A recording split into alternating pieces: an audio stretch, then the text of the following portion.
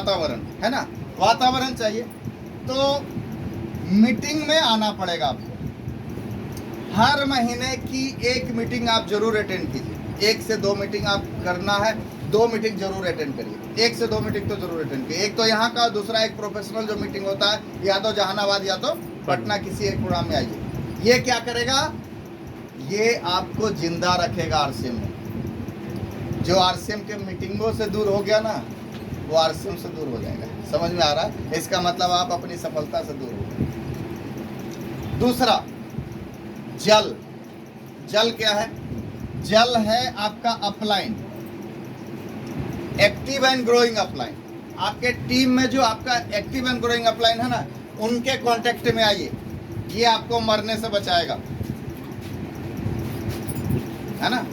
आप जब आरसीएम करने जाते हैं तो कई लोग आपको निगेटिव करने के लिए तैयार बैठते ही नहीं बैठते, जैसे ना आप जाइएगा प्लान दिखाने, अब तुम शुरू किया, हम 15 साल पहले करके छोड़ दिए, है ना। ऐसा आता और चल जाता है, सब कुछ नहीं होता। देख उसको देखो, वो उतना सांस लगा हुआ, कुछ हुआ उसको। तो ऐसे बहुत सारे उदाहरण आपको देंगे, लेकिन ये अपलाइन बोलेगा कि हो सकता है, यस नो, ये आपको भरोसा देगा। तीसरा है साहब क्या, भोजन। भोजन भोजन क्या है? इस सिस्टम का मार्केटिंग प्लान। आप खाली मीटिंगों में आइए, आप खाली अपलाइन के संपर्क में रहिए और प्लान ही किसी को मत दिखाइए, तो बचेंगे क्या? नहीं बचेंगे। आपको यहाँ जिंदा रहना है तो डेली कम से कम एक प्लान जरूर दिखाइए। राकेश सर क्या बोले थे? सफलता का डोज 2 प्लान रोज। 2 प्लान रोज। डेली 1 या 2 आदमी से जरूर मिलिए, इस प्लान को लेके मिलिए, लोगों को बताइए। महेंद्र सिंह धोनी एक बहुत बड़ा उदाहरण है इसका। महेंद्र सिंह धोनी जब वो क्रिकेट खेलने के लिए एग्जाम से छूटता था, क्रिकेट के लिए भागता था। स्कूल बंक कर करके भी क्या खेलता था? क्रिकेट खेलता था। नौकरी तक छोड़ दिया क्रिकेट के लिए। छोड़ा या नहीं छोड़ा? टीटी की नौकरी छोड़ के क्रिकेट खेला। अच्छा, उस वक्त ये भी तय नहीं था कि वो सिलेक्शन उसका होगा भी या नहीं होगा, नौकरी छोड़ दिया। आप बताइए, अगर वो टीटी ही होता तो कितना पैसा कमा लेता है? वो छोड़िए पैसा कितना कमा लेता है, कुछ भी नहीं। लेकिन क्रिकेट की 10 साल की जिंदगी उसको कहां से कहां पहुंचा दी। बिहार और झारखंड का चौथा सबसे बड़ा टैक्स पेयर है। यस या नो? यस। हर जगह सफलता और असफलता है, यहाँ पे भी है, कहाँ पे भी नहीं है, हर जगह है। तो थोड़ा सा जिद्दी बनना पड़ेगा साहब। और कहा जाता है ना, हर सफलता आपके पीछे झुक जाएगी अगर आप जिद्दी हो जाएंगे तो। यस या नो? यस या नो? मैं आपको जिद का एक बहुत नायाब उदाहरण देना चाहता हूँ। नासा को जानते हैं? नासा वो संस्था है जहाँ पे दुनिया के सबसे बड़े साइंटिस्ट होते हैं, जैसे नो, सबसे दिमाग वाले साइंटिस्ट होते हैं।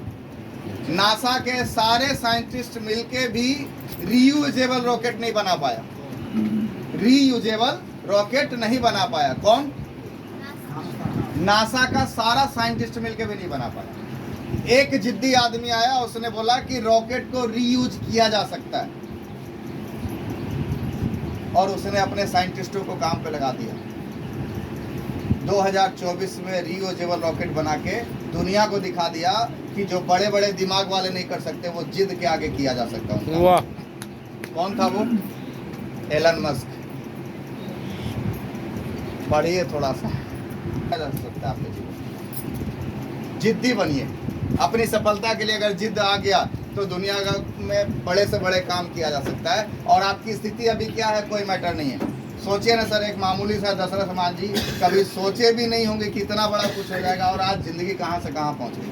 दशरथ मांझी बन गए, माउंटेन मैन के नाम से बोला जाने लगा। क्या था? एक जिद ही तो था।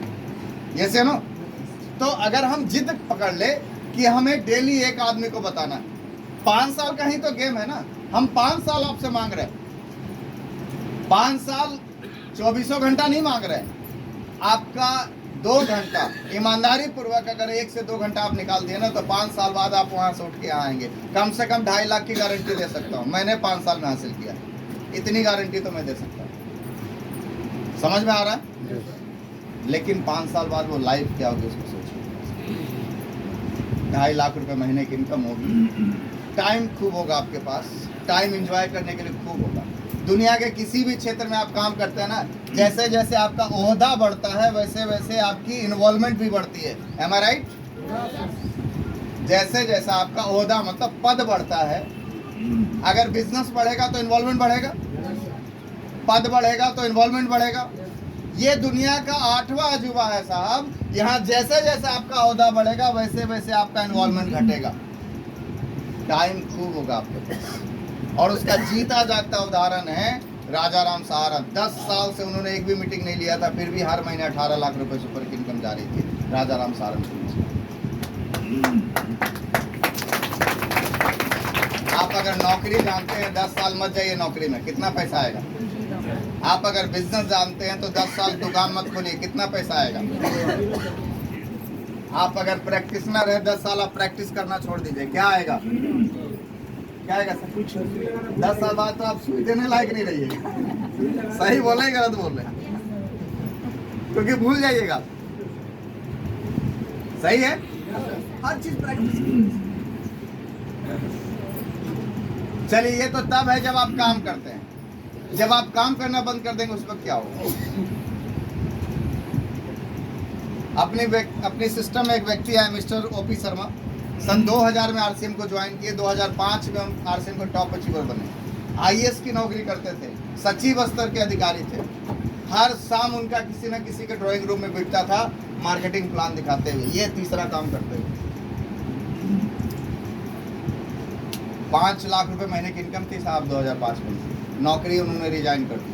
2013 में वो इस दुनिया से चले गए, डेथ कर गए। मरने के बाद एक आईएएस को क्या मिलता है? 0। उनका बेटा उनके बाद सचिव बन जाता, हाँ क्या बनता? कुछ नहीं, अनुकंपा पे नौकरी नहीं मिलता है। आईएएस आईपीएस को अनुकंपा पे नौकरी नहीं मिलता है। उसका सीधा सा तर्क ये है कि अधिकारी का बेटा चपरासी नहीं बन सकता, या नॉमिनी चपरासी नहीं बन सकता, बेटा नहीं नॉमिनी। तो जो उन्होंने जमा किया था वही मिलता। लेकिन ओपी शर्मा के मरने के बाद उनका बिजनेस उनके नॉमिनी को ट्रांसफर हुआ मिस्टर रवि ओपी शर्मा के नाम से। और रवि शर्मा की जो पहली चेक आरसीएम से थी वो थी 25 लाख रुपए। वाह। अभी हर महीने की इनकम उनकी 45 लाख रुपए से ऊपर की है। मेहनत किसने किया? बाप ने। लोगों ने पागल किसको कहा? बाप से। ओपी शर्मा को। लोगों ने हाय हाय करता है किसको बोला? ओपी शर्मा को। आज रवि शर्मा खड़े हो जाते हैं, रवि शर्मा को सुनने के लिए हजारों लोग आते हैं साहब, टिकट देके सुनने के लिए हजारों लोग, स्टार बना दिया। तो ये मौका आपके पास भी, आप अपने फैमिली अपने बच्चों को इसलिए दे सकते हैं। और इस बार जिद बनाना है तो एक टारगेट बनाइए सर, इस महीने कम से कम हम क्या करेंगे